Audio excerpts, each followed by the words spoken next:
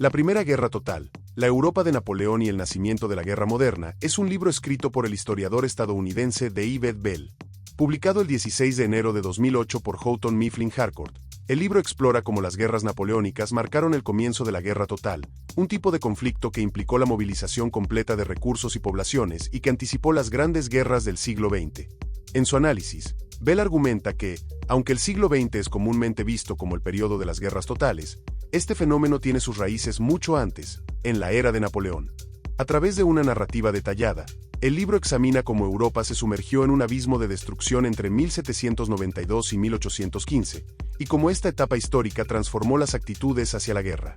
Desde las campañas de exterminio en los campos de Francia Occidental, hasta los combates callejeros en las ciudades españolas y las grandes batallas en Europa Central, Bell muestra cómo los conflictos napoleónicos involucraron a toda la sociedad, no solo a los ejércitos profesionales. Esta transformación, según Bell, es la génesis de nuestras modernas concepciones de la guerra y la paz. Este libro no solo es una contribución significativa a la historia militar, sino también una reflexión sobre cómo entendemos y enfrentamos la guerra hoy en día. Ofrece una perspectiva innovadora sobre cómo las guerras napoleónicas sentaron las bases para los conflictos modernos. David Bell es un historiador estadounidense especializado en la historia moderna de Francia. Nació en Nueva York en 1961 y es hijo del sociólogo Daniel Bell y de la crítica literaria Pearl Casey Bell. Obtuvo su licenciatura en Historia y Literatura en Harvard en 1983, donde se graduó magna cum laude y fue miembro de Pi Beta Kappa.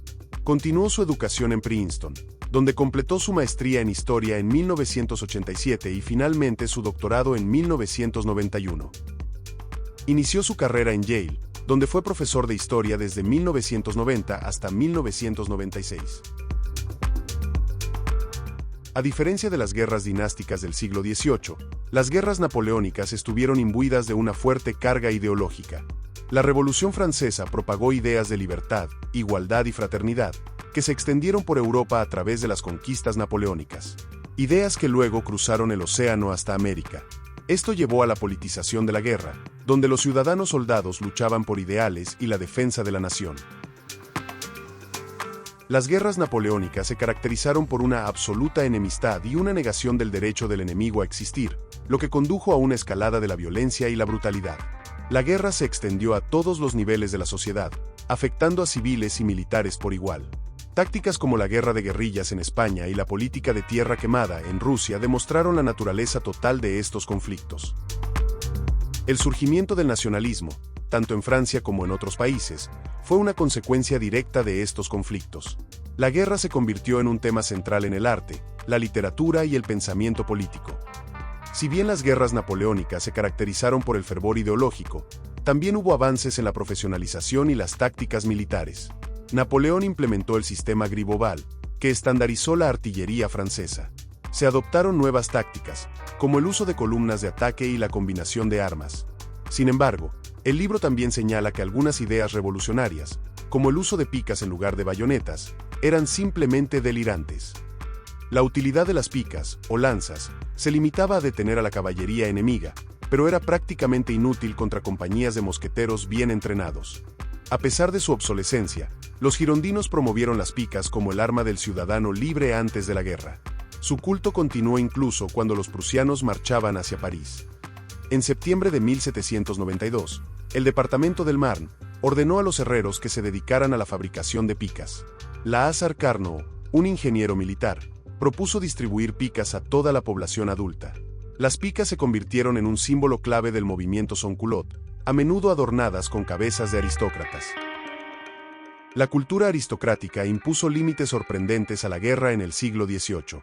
Estos límites existieron a pesar de las espantosas cifras de las principales batallas y a pesar de que las élites europeas tenían la guerra como su principal propósito.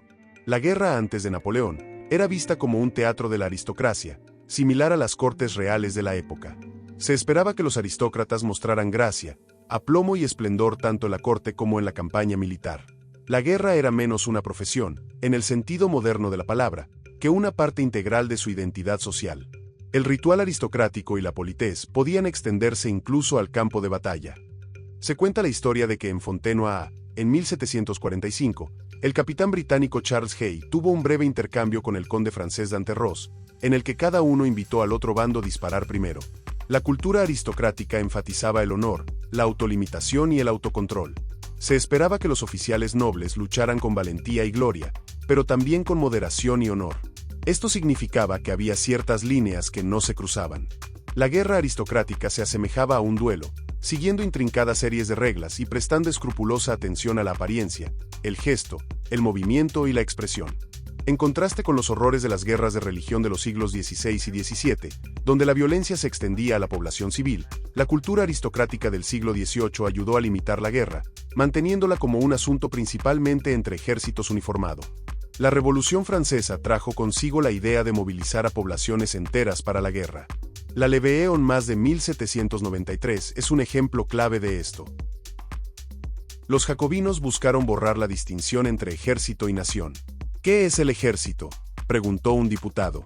Es Francia en su conjunto. Todos los ciudadanos franceses son el ejército. La figura de Napoleón Bonaparte es central en la narrativa del libro. Bell muestra cómo Napoleón capitalizó las transformaciones en la guerra y la sociedad para crear un imperio que dominó Europa durante más de una década. El libro sugiere que las guerras napoleónicas sentaron las bases para los conflictos aún más destructivos del siglo XX. La politización de la guerra, la movilización masiva y el nacionalismo que surgieron en este periodo continuaron influyendo en la forma en que se libraron las guerras en los siglos posteriores. El análisis de Bell sobre la guerra total y la manera en que las sociedades se movilizan para la guerra puede ofrecer valiosas lecciones. Aunque el contexto ha cambiado, muchas de las dinámicas de movilización y el impacto en la sociedad y la economía que Bell describe siguen siendo pertinentes. Bell argumenta que las guerras de Napoleón marcaron el inicio de la guerra total, una forma de conflicto que involucraba la movilización completa de recursos y poblaciones. Este fenómeno se replicó en las grandes guerras del siglo XX, como la Primera y Segunda Guerra Mundial.